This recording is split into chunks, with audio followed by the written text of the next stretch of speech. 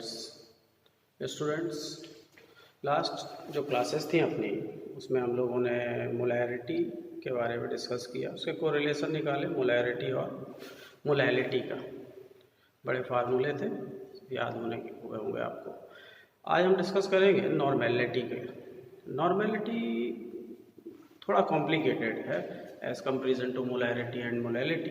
कारण ये है कि यहाँ पे अब हमें बेसिक कैलकुलेशन तो करना ही है, बहुत सारा एक्स्ट्रा ऑर्डिनरी नॉलेज होना बहुत ज़रूरी है, क्योंकि नॉर्मेलिटी निकालने के लिए अब हमें नंबर ऑफ मोल्स जो कि ज़्यादातर ज़रूरत पड़ती है वो उसकी ज़रूरत अब नहीं पड़ेगी। अब हमें नंबर ऑफ इक्विवेलेंट्स की ज़रूरत पड़ेगी। अब नॉर्मेलिटी के लिए नंबर ऑफ इक्विवेलेंट्स की ज़रूरत पड़ेगी। तो जब नंबर ऑफ मोल्स की ज़रूरत आपको पड़ती थी तो आप क्या करते थे कि भाई वेट दिया है और मॉलिक्यूलर मास मालूम है आपको, तो weight upon molecular mass ratio ले आके आंसर आता है। लेकिन जब आप नॉर्मेलिटी निकालते हो तो नॉर्मेलिटी निकालते समय सबसे बड़ी दिक्कत यह है कि यहाँ पे नंबर ऑफ इक्विवेलेंट्स चाहिए, और नंबर ऑफ इक्विवेलेंट्स जो है वो वेट अपॉन ग्राम इक्विवेलेंट मास होता है। अब जो ग्राम इक्विवेलेंट मास है वो कैसे आएगा, GEM, तो उसको थोड़ा सा विस्तार से पढ़ना पड़ता है। वैसे तो इसकी बहुत सारी मेथड्स हैं इक्विवेलेंट मास निकालने का, लेकिन इन term of calculation of concentration थोड़ा सा रिस्ट्रिक्शंस हैं। तो पहले तो नॉर्मेलिटी की बात करें कि नॉर्मेलिटी है क्या। तो मोलैरिटी क्या थी कि इवन अपन ने डिफाइन किया कि number of moles of solute are dissolved in given volume of solution, then the concentration of solution is expressed in term of molarity. अब उसी चीज़ को थोड़ा सा चेंज कर दो। अब ये कहना है अपन को कि when number of moles of solute की जगह पर when number of equivalents of solute are dissolved in given volume of solution, then the concentration of solution is expressed in term of normality.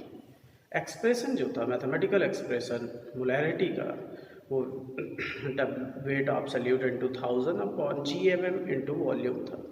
अब बस यहाँ पे ये चेंज हो जाएगा कि क्योंकि नंबर ऑफ मोल की जगह नंबर ऑफ इक्विवेलेंट है और number of equivalent is equal to the weight upon gram equivalent mass, तो फार्मूला चेंज हो गया। Normality is equal to weight of solute into 1000 upon gram equivalent mass into volume. अब ये ग्राम equivalent मास बहुत easy नहीं है, इसको सीखना पड़ेगा। तो पहले तो अपन नॉर्मेलिटी का बेसिक कंसेप्ट क्या हुआ कि नॉर्मेलिटी का मतलब होता है कि when number of moles of solute are dissolved in given volume of solution, then the concentration of solution is expressed in term of normality। तो number of mole की जगह number of equivalent बोलना है कि when number of equivalents of any solute are dissolved in given volume of solution, then the concentration of solution is expressed in term of normality। Mathematically अगर अपन कहें कि normality कैसे represent होगा, तो आप इसमें जो मोलैरिटी का एक्सप्रेशन था इसमें क्या अंतर आएगा कि पहले तो आपको नंबर ऑफ इक्विवेलेंट क्या है वो आइडिया होना चाहिए। अब नंबर ऑफ इक्विवेलेंट को हम लोग जब बोलेंगे तो सिंपली बोलेंगे वेट अपॉन ग्राम इक्विवेलेंट मास। जो नंबर ऑफ मोल था वो था weight upon GMM gram molecular मास, यहाँ ग्राम इक्विवेलेंट मास। तो नॉर्मेलिटी अगर अपन मोलैरिटी की बात करें तो उसका एक्सप्रेशन था wait of solute into 1000 upon GMM of solute into volume CC में या मिलीलीटर। अब जो तुम्हारे पास ये मोलैरिटी का इक्वेशन था उसी को नॉर्मेलिटी में बदल दो। तो पहला तो ये कि यहाँ मोलैरिटी तो नॉर्मेलिटी हमें लाना है, और ये जो GMM है इसकी ज़रूरत नहीं पड़नी है। अब हमको यहाँ पे इक्विवेलेंट मास की ज़रूरत पड़नी है, तो यहाँ पे हम GEM कर लेंगे ग्राम इक्विवेलेंट मास। ये तो फार्मूला हुआ सिंपलेस्ट इक्वेशन। अब सिंपलेस्ट इक्वेशन में फिर वही बात कि प्रीफिक्सेस होंगे, तो जैसे मोलैरिटी में प्रीफिक्सेस थे वैसे इसमें भी प्रीफिक्सेस होंगे। तो मोलैरिटी के जो प्रीफिक्सेस थे वही यहाँ यूज़ कर लो। तो इसकी जनरल यूनिट जो हो जाएगी वो ग्राम इक्विवेलेंट पर लीटर, ये तो है ही, उसको हम नॉर्मल बोलेंगे। अब कोई सोल्यूशन सेमी है, नॉर्मल लिख के आ गया तो 0.5 नॉर्मल, डेसी नॉर्मल लिख के आ गया तो 0.1 यानी N/10 नॉर्मल, सेंटी लिख के आ गया सेंटी नॉर्मल तो N/100 0.01 नॉर्मल, मिली नॉर्मल लिख के आ गया तो N/1000, पेंटा नॉर्मल, डेका नॉर्मल। तो ये तो जनरल टर्म्स है। जो कि यूज़ होंगे प्रीफिक्सेस लैंग्वेज में। अब इसके कैलकुलेशन कैसे होंगे? तो कैलकुलेशन में होता ये है कि बहुत सारी ऐसी चीज़ें हैं जिनके GEM GMM इक्वल होते हैं, तो वहाँ तो दिक्कत नहीं आती।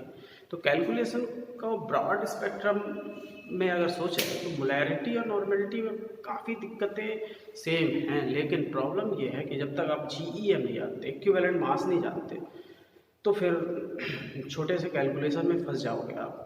कैलकुलेशन के बहुत बड़ी वैराइटीज़ हैं, लेकिन अब इक्विवेलेंट मास बनना चाहिए। अब इक्विवेलेंट मास को अपन डिफाइन करें, अपन को उसकी वैल्यू याद हो, क्योंकि अब 12th में 11th में ठीक है फॉर्मल वे में थोड़ा ऊपर भी बना। वैसे तो इक्विवेलेंट मास निकालने के लिए अपने पास 14 मेथड्स हैं, 14 अलग अलग चैप्टर में अलग अलग तरीके से यूज़ हुई हैं। रेडॉक्स रिएक्शन में आपने देखा ही है, सिंपल फर्स्ट जो 11th का चैप्टर था बेसिक कंसेप्ट्स ऑफ केमिस्ट्री, उसमें भी आपने देखा है केमिकल बॉन्डिंग बननी ज़रूरी है, क्योंकि जो प्रैक्टिकल न्यूट्रलाइजेशन है जो यूज़ होता है नॉर्मेलिटी, वो एसिड बेस के लिए ज़्यादातर यूज़ होता है, साल्ट्स के लिए भी यूज़ हो सकता है। तो अपन को इक्विवेलेंट मास बनना चाहिए। तो पहले नॉर्मेलिटी कैलकुलेशन करने के पहले इक्विवेलेंट मास सीखते हैं। जब इक्विवेलेंट मास सीखते हैं तो फिर उस समय हमें कुछ चीज़ें मालूम होनी चाहिए कि भाई चलो इक्विवेलेंट मास निकालना है। तो अब एटम से बात करें, क्योंकि एटम की अभी ज़रूरत तो नहीं है, आगे इलेक्ट्रोकेमिस्ट्री में ज़रूरत पड़ेगी। तो एटम से अगर बात करें तो अपन ये कहेंगे कि सिंपलेस्ट फार्मूला जो आप 9th से पढ़ते आ रहे हैं कि किसी एटम का equivalent mass is equal to होता है atomic mass upon valency, atomic mass upon valency. अब इसमें ये सबसे छोटा फार्मूला होता है, तो आप एटॉमिक मास आपको बनना चाहिए। वैसे तो बहुत सारे एलिमेंट्स हैं, मैंने बताया 22-23 एलिमेंट यूज़ होते हैं, तो उसमें भी इक्विवेलेंट मास को कमर्शियली यूज़ किया जाए। जो मेटल्स हैं तो उनमें कुछ ही मेटल्स का यूज़ होता है। तो कुछ के इक्विवेलेंट मास अगर मैं बोल रहा हूँ तो आप सुनेंगे। तो इक्विवेलेंट मास जब कैलकुलेट कर रहे होते हैं तो जैसे आप हाइड्रोजन है तो भाई 1.008/1 होगा, है ना। अपन को ज़रूरत पड़ेगा एल्युमिनियम का, बहुत ज़्यादा ज़रूरत पड़ता है। एल्युमिनियम का एटॉमिक मास सभी को आइडिया होगा 27 ग्राम, और उसका वैलेंसी होती है 3, तो 27/3 is equal to 9 gram. Calcium की ज़रूरत पड़ती है 40/2 20 ग्राम। पोटेशियम की ज़रूरत पड़ेगी 39/1 39 ग्राम। मैग्नीशियम 2 बैलेंसी होती है, तो उसका इक्विवेलेंट मास 12 ग्राम हो जाएगा। सिल्वर बहुत ज़्यादा ज़रूरत पड़ता है 108 ग्राम/1, बैलेंसी 1 है तो 108 ग्राम हुआ, ये अपन को याद होना चाहिए। आयरन में फेरस फेरिक है तो कंडीशनल है कि फेरस है कि फेरिक है, तो 56/2 या 56/3 आप कर सकते हो, इनका यूज़ करना है। तो ये एटम जो है ज़्यादातर इलेक्ट्रोकेमिस्ट्री में जब हम इलेक्ट्रोलिसिस पढ़ते हैं, इलेक्ट्रोप्लेटिंग पढ़ते हैं, कमर्शियल इलेक्ट्रोलिसिस पढ़ते हैं, तो वहाँ पे ज़रूरत पड़ती है। फर्स्ट चैप्टर जो बेसिक कंसेप्ट ऑफ केमिस्ट्री है वहाँ ज़रूरत पड़ती है। यहाँ कंसंट्रेशन एक्सप्रेशन के समय हमको नॉर्मेलिटी कैलकुलेशन में एसिड और बेस की ज़रूरत पड़ती है। एसिड और बेस में जब पढ़ाई करते हैं तो एसिड्स को हम लोग क्या करते हैं कि गिने चुने एसिड की ज़रूरत पड़ती है, लेकिन उनमें भी उनका बेसिक मालूम होना चाहिए। तो एसिड्स में 2 कैटेगरी में एसिड को बांट लेते हैं। एक को हम कहते हैं कि यार मिनरल एसिड, और एक को कह लेते हैं ऑक्सी एसिड या ऑक्सो एसिड। मिनरल एसिड की जब बात करते हैं तो भाई हम बोलते हैं ऐसे एसिड जैसे HCl, HBr, HI, इनको मिनरल एसिड कैटेगराइज्ड करते हैं। इसमें भी HCl का कमर्शियल यूज़ होता है। अब HCl, अब ऑक्सो एसिड कौन से बोले यार जिसमें ऑक्सीजन हो, तो जिसमें ऑक्सीजन हो ये तो जनरल, लेकिन आपको ये बोलना है कि ऐसे एसिड्स जिनके स्ट्रक्चर में, केमिकल बॉन्ड स्ट्रक्चर में सेंटर एटम के साथ एटलीस्ट 1 OH बॉन्ड जरूर हो, at least 1 OH bond, OH ion नहीं, OH बॉन्ड प्रेजेंट हो, तो उनको हम ऑक्सो एसिड कहते हैं। और इसी में अगर पर ऑक्सो एसिड कह दें तो बोला ऐसे एसिड जिनके स्ट्रक्चर में OH, तो पर ऑक्सो का मतलब 2 ऑक्सीजन हो जाना, तो OOH हो तो वो पर ऑक्सो एसिड होते हैं। यानी मैं ये कह रहा हूँ कि सेंटर एटम के साथ अगर OH बॉन्ड है तो ये ऑक्सो एसिड होगा, और अगर 2 ऑक्सीजन लगे हुए कंटिन्यूस तो ये पर ऑक्सो एसिड होगा। अब होता क्या है कि एसिड का इक्विवेलेंट मास का जनरल एक्सप्रेशन क्या है। तो एसिड का इक्विवेलेंट मास जब हम पढ़ते हैं तो हम ये बोलते हैं कि किसी एसिड का equivalent mass is equal to उसका GMM gram molecular mass upon acid के लिए होती है बेसिसिटी। अब बेसिसिटी क्या है, तो सीधा सिंपल अगर लैंग्वेज में बोले कि बेसिसिटी क्या होती है तो आप ये बोलोगे यार कोई एसिड है वो कितने बेस को न्यूट्रल कर देता है, वो उसकी बेसिसिटी है। कोई एसिड कितने बेस को न्यूट्रल कर देता है, ये उसकी बेसिसिटी है। अब इस कंसेप्ट के अकॉर्डिंग अगर आगे बढ़े तो इसको साइंटिफिकली क्या बोलेंगे। तो बेसिसिटी को आप समझो कि जैसे मैं कहूँ कि मैं कोई ऑक्सी एसिड ले लेता हूँ, नाइट्रिक एसिड ले लेता हूँ पहले, और नाइट्रिक एसिड को मैं स्ट्रक्चर बना देता हूँ कि भाई नाइट्रिक एसिड है तो ये इसका केमिकल बॉन्ड स्ट्रक्चर है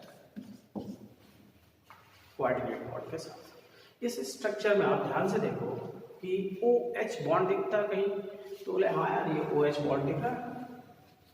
तो OH बॉन्ड कितने दिख रहे हैं, बोले एक दिख रहा है। तो इसकी बेसिसिटी एक हुई।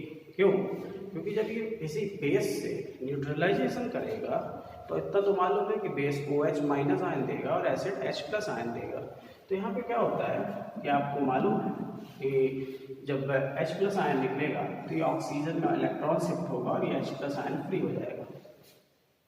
इसका मतलब ये हुआ कि बेसिसिटी का मतलब सिंपल तरीके से बोला तो किसी एसिड के केमिकल बॉन्ड स्ट्रक्चर में प्रेजेंट OH बॉन्ड का जो नंबर है उससे डिस्प्लेस होने वाले जो H प्लस आयन है वही बेसिसिटी है। यानी साइंटिफिकली डिफाइन करें तो बेसिसिटी का मतलब total number of displaceable H plus ion present in the structure of any acid is termed as basicity.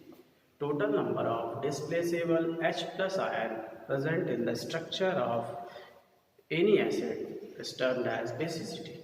या फिर और अच्छे से बोले तो total number of displaceable H plus ion from OH bond present in the structure of any acid is termed as basicity. अब basicity की values तो देखो केमिकल बॉन्ड स्ट्रक्चर तो जनरल एसिड के बनने चाहिए, फिर भी एक सिंपल सा तरीका है कि नाइट्रोजन के जो एसिड्स हैं nitric acid and nitrous acid, इनकी बेसिसिटी हमेशा 1 होती है। चाहे नाइट्रस एसिड ले, नाइट्रिक एसिड ले लें, अच्छा नाइट्रस एसिड ले लें, नाइट्रस होगा तो HNO2 होता है तो ये बॉन्ड हट जाएगा, तब भी बेसिसिटी 1 ही रहेगी। यानी नाइट्रोजन के एसिड्स की बेसिसिटी 1। सल्फर दूसरा एसिड जो सल्फर की जरूरत पड़ती है। सल्फर का कोई भी एसिड हो, कोई भी आप जो जानते हो नहीं जानते हो, सुना है नहीं सुना है, सबकी बेसिसिटी 2 होती है। अब इसमें भी ज़रूरत किसकी पड़ती है खास, तो सल्फ्यूरिक एसिड H2SO4 की। तो अब H2SO4 में 2 प्रोटॉन निकलेंगे। क्यों?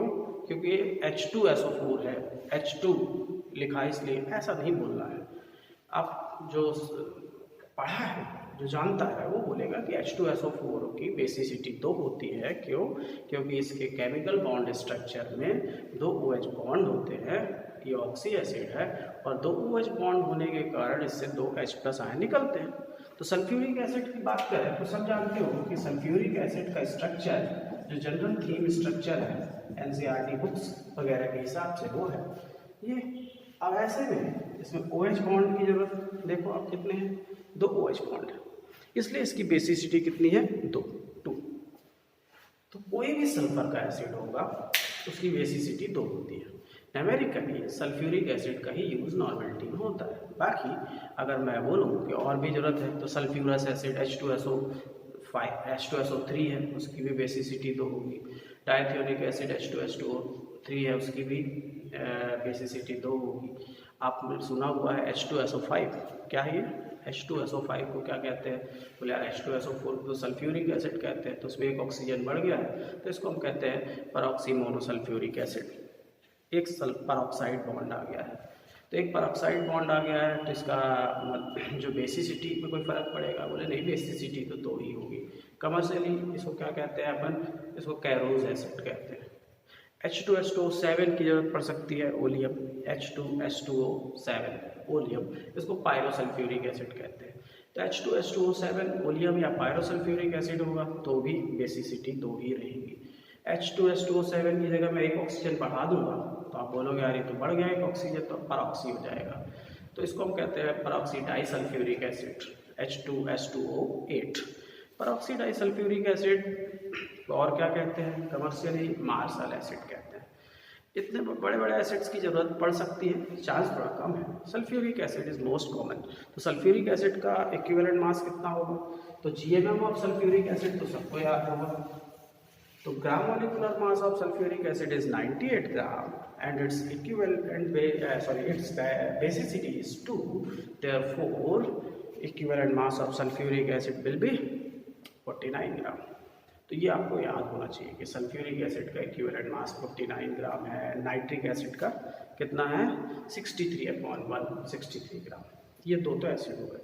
सबसे ज़्यादा जो क्वेश्चन आ रहे हैं खासकर कॉम्पिटिशन्स में और इवन स्कूल में भी, वो आते हैं फास्फोरस के एसिड। फास्फोरस के एसिड में दिक्कत होती है। दिक्कत ये होती है कि पहले तो मिस इंटरप्रिटेशन है, गलत सीखा या सिखाया। तो गलत में क्या होता है कि आदमी जनरली कह देता है कि यार नाइट्रिक एसिड में एक प्रोटॉन है, एक बेसिसिटी है, HCl में एक H है तो एक बेसिसिटी है, H2SO4 में 2 H है तो 2 बेसिसिटी है। ये गलत है, ऐसे नहीं। अभी मैंने बताया कि OH बॉन्ड काउंट करते हैं मिनरल एसिड को छोड़ के, HCl को छोड़ के। फास्फोरस में जब अपन मिसकंसेप्शन के शिकार होते हैं तो फिर फास्फोरस में फंसते हैं। अब एग्ज़ाम पेपर बनाने वाले जीनियस होते हैं, उनको तो मालूम होता है कि लैडर बाई लैडर कौन कहाँ कमज़ोर है, तो वो ज़्यादातर क्वेश्चन फास्फोरस के देते हैं। फास्फोरस में दिक्कत आती है। तो फास्फोरस के कुछ एसिड्स की बात करें, ये तो क्लियर हो गया कि भाई इक्विवेलेंट मास जो होगा वो gram molecular mass upon basicity होगा। फास्फोरस में बहुत सारे एसिड्स हैं, लगभग 10-11, लेकिन ज़रूरत 3 की पड़ती है। 3 में ही सब क्वेश्चन होते हैं। उन 3 में भी एक ऐसा है जिसके 99% क्वेश्चन है। जैसे कि अगर मैं कहूँ H3PO2, H3PO3, H3PO4, ये 3 है।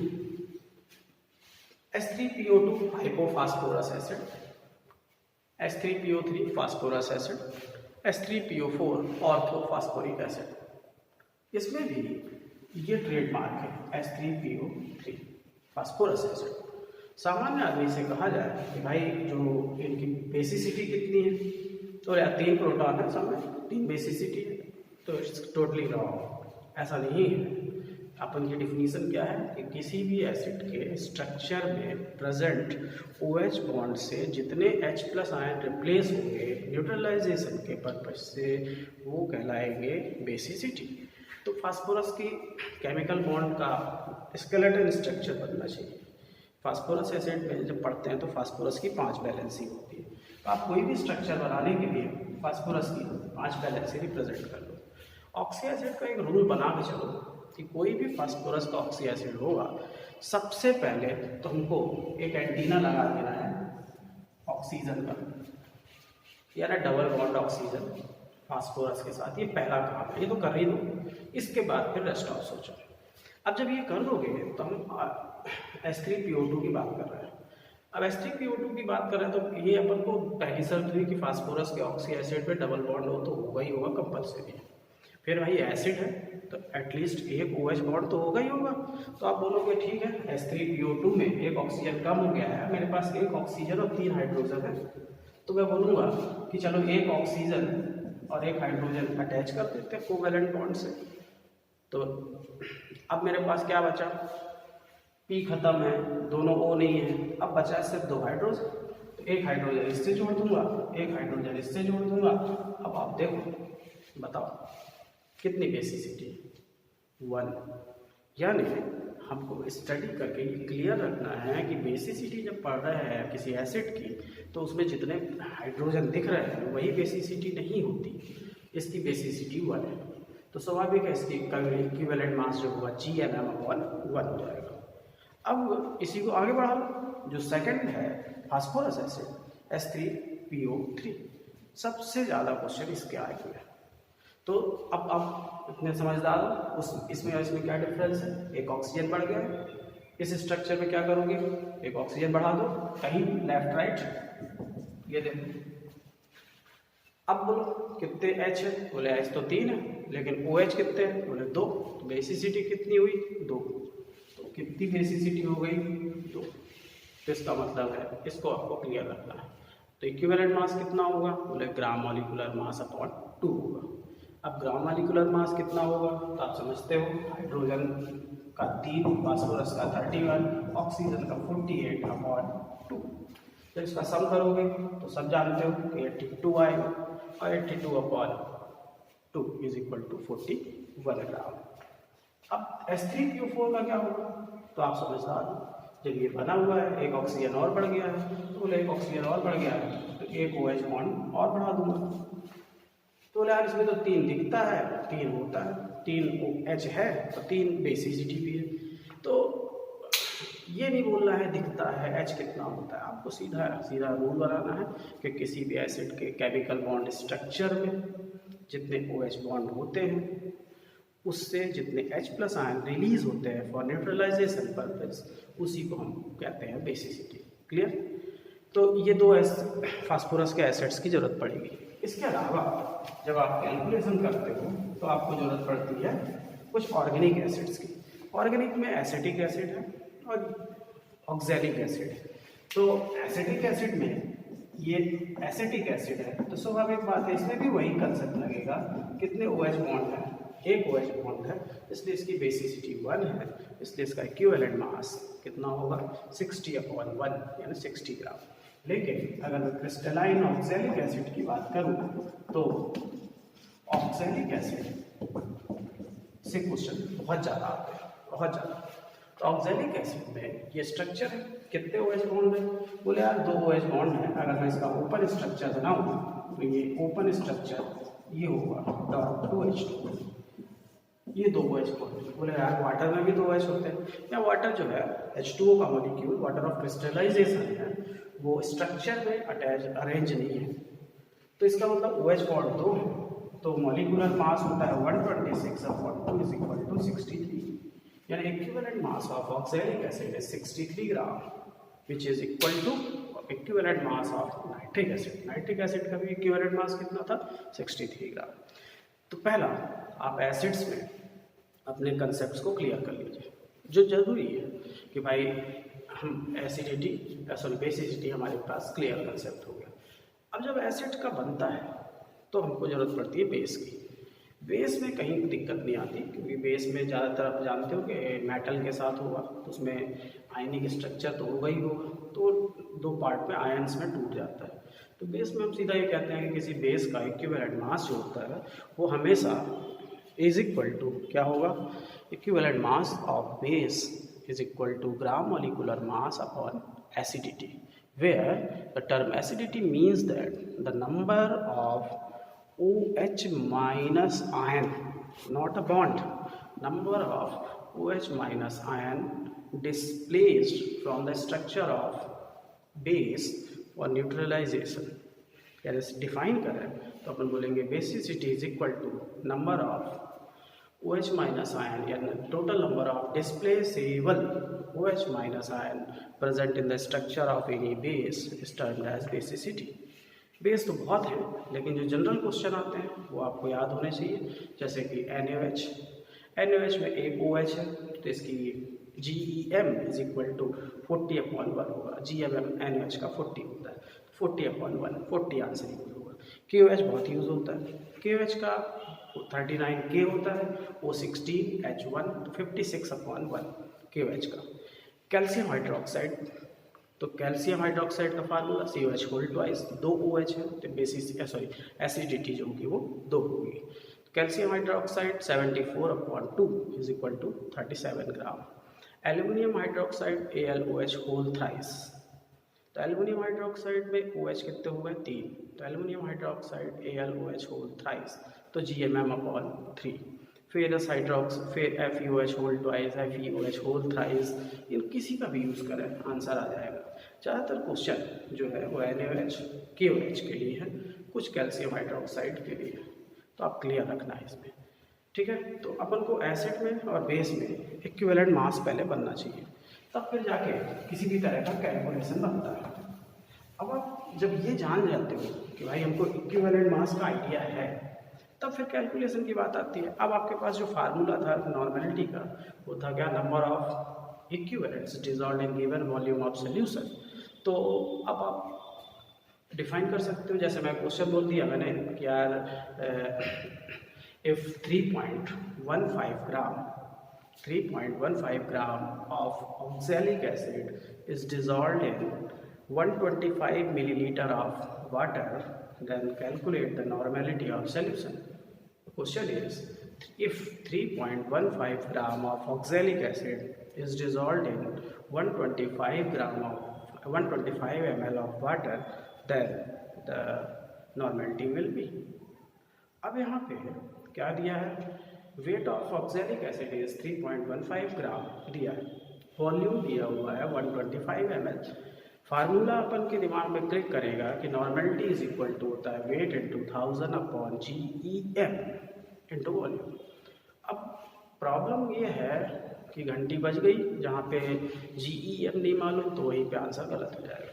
तो ऑक्सैलिक एसिड का GEM नहीं GEM की जरूरत पड़ेगी, और अभी बताया कि GEM of oxalic acid is 63 gram.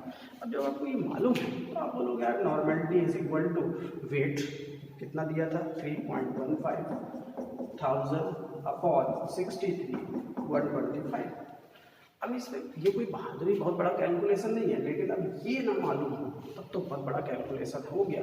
Solve करोगे ये 8 टाइम्स जाएगा, ये 1 टाइम जाएगा, ये 20 टाइम जाएगा।